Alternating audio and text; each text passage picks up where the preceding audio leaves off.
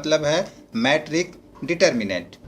और matrix determinant के लिए आपने देखा होगा मैथ्स में या कहीं पे सॉल्यूशन आपने खुद नहीं किया होगा तो किसी को करते हुए देखा होगा। इस तरह से टेबल को हमने सोल्व कराना होता है, उसका हल कराना होता है। ये हम सीधी भाषा में ये भी कह सकते हैं कि ये जो वैल्यू दी गई है, ये जो क्वेश्चन है, इसको सिद्ध करें। तो एक्सेल में इस फॉर्मूले के ज़रिए हम आसानी से कर पाएंगे। देखिए मैं सिंपली फॉर्मूला लगाता हूँ, फॉर्मूला अपना काम करेगा ही करेगा। किस प्रकार करता है फॉर्मूला काम, मैं यहाँ पे करूँगा एम डिटर ब्रैकेट स्टार्ट करेंगे। और अब ये पूछता है अरे, अरे के अंदर हमने ये अरे दे दिया, ब्रैकेट क्लोज करेंगे और एंटर प्रेस करेंगे। तो इसने सिद्ध कर दिया। इसका जो आंसर आ गया 7 आ गया, लेकिन हम नहीं समझे इसका आंसर 7 किस प्रकार आया, इसने कैसे इसको हल किया, है ना, नहीं समझे ना, वो मैं समझाऊंगा। एक बार इसका भी हम निकाल के देख लेते हैं। हम करेंगे इक्वल टू, देखो मैंने कठिन से कठिन डाटा यूज़ किया है ना, तो हम यहाँ पे इसका भी हल कर लेते हैं। -76 इसका रिजल्ट आ गया। अगर आपको मैथ में भी ये समझना है तो मैं इतना आसान तरीका बता रहा हूँ यहाँ पे कि आप आसानी से कर पाएंगे। देखिए सबसे पहले हम छोटी टेबल को ले लेते हैं, इससे छोटी टेबल नहीं होती। स्क्वायर मैट्रिक्स के अंदर रो और कॉलम का कैलकुलेशन होता है, उसमें हमारी रो होती हैं और कॉलम्स होते हैं। ये उनको जब सिद्ध करता है तो एक पेयर बना के उनको सिद्ध करता है। तो पहला पेयर कैसे बनेगा, हम यहाँ से कॉर्नर से चलेंगे, यहाँ से उठाएंगे। सबसे पहला हमने उठाना है 2, तो इसको दूसरा पेयर 2 को कौन सा मिलेगा, यहाँ पे, यहाँ से यहाँ तक ये क्रॉस इसको मिलेगा। यानी कि हम 2 को 5 से मल्टीप्लाई करेंगे। तो किस प्रकार करेंगे, 2 × 5, पहला पेयर हो गया।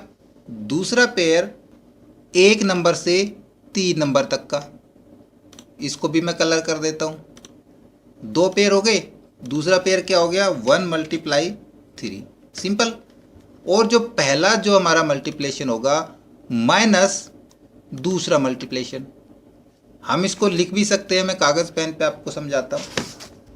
देखिए एक्सेल में हमने यही टेबल ले रखी थी ना, कैसे सॉल्यूशन करेंगे, कैसे करेंगे। हमने पहला उठाया 2, इसका पेयर बनाएंगे हम ये, तो इक्वल टू 2 × 5 माइनस 1 × 3, कितना आ गया 10 - 3 = 7। क्लियर, सिंपल सा था। इसी प्रकार अब हमने जो सबसे कठिन लिया है उसको हम सोल्व करते हैं।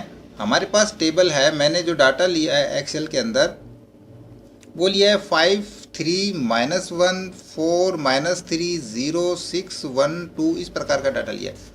इसको सोल्व करने का सबसे आसान तरीका मैं आपको समझाता हूँ। आप सबसे पहले फर्स्ट वाली रो को उठा ले। मैं उठाता हूँ यहाँ से 5 3 और -1। जो पहले वाला होता है ये होगा प्लस, सेकंड वाला होगा माइनस और थर्ड वाला होगा प्लस। अब देखते हैं 5 जो हमने टॉप रो उठाई है, इस रो के अंदर 5 वाली रो को हम हाइड कर देंगे। भाई ये रो तो हमारे पास यहाँ पे आ गई, इसका तो काम खत्म। अब 5 वाली रो के नीचे ये 2 अंक बचते हैं, इनको छुपाएंगे तो हमारे पास जो इसका पेयर बच गया वो ये बच गया ना। क्या क्या बच गया, यहाँ पे हम लिख के देखते हैं। इसके सामने हम टेबल बना देंगे छोटी सी, -3 0 1 और 2।